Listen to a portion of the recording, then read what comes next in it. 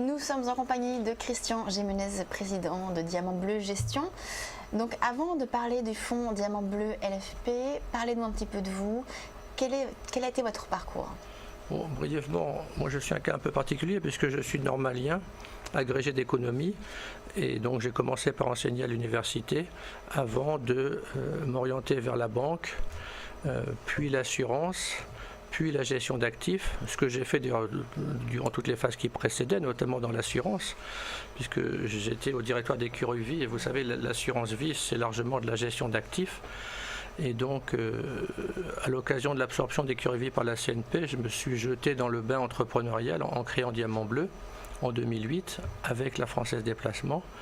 Puis aujourd'hui, donc devenue la Française AM, qui reste au capital de Diamant Bleu Gestion.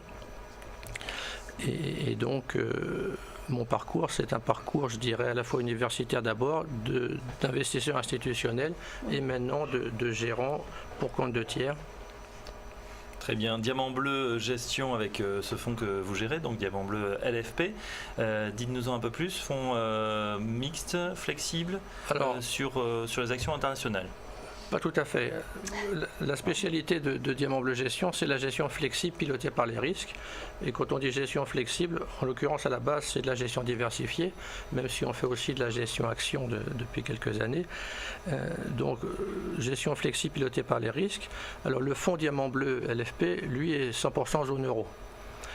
On a une variante Diamant Bleu Monde qui est d'ailleurs gérée depuis Montréal, qui elle est monde, donc international, avec plus d'autorisation de volatilité que Diamant Bleu, donc plus d'actions. Mais pour revenir à Diamant Bleu, c'est une gestion flexible et qui se veut prudente, avec une limite de volatilité basse, puisqu'on ne doit jamais dépasser 5% de volatilité.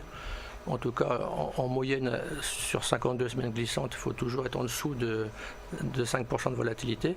Donc, gestion prudente, diversifiée, évident, zone euro. Surtout en octobre, avec ce mois un peu compliqué.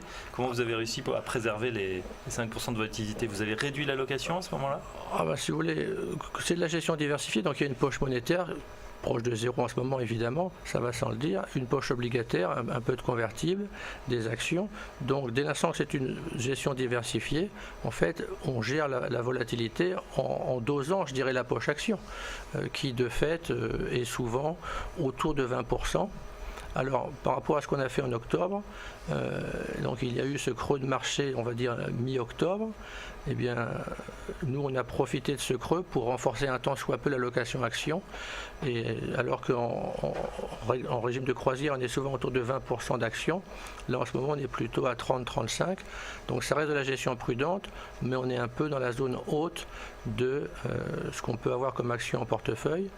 Sachant que, pour être totalement honnête, on n'avait pas vu le creux de cet automne si bas. Et donc on avait commencé à augmenter un peu les allocations actions avant d'être totalement dans ce qui était récemment le fond du trou. Mais on avait un petit peu de marge de manœuvre supplémentaire, donc on en a rajouté quand même vraiment proche du creux. Et puis, ça ne veut pas dire que le creux soit totalement derrière nous. On est dans des marchés où la volatilité est revenue. Donc, globalement, nous, sur le moyen terme, on est plutôt haussier, y compris sur les marchés d'actions européennes. Maintenant, on a beau être haussier, il y aura de la volatilité. Et donc, il n'y aura pas que des phases de hausse. Donc, il faut être vigilant et il faut savoir replier la voilure assez vite quand c'est nécessaire. Vous allez y revenir justement tout à l'heure, dans quelques instants, lors du débat, où vous aborderez donc toutes ces questions de volatilité et également d'exposition aux marchés d'actions et obligataires. On marque une très très courte pause, on se retrouve tout de suite pour l'édito.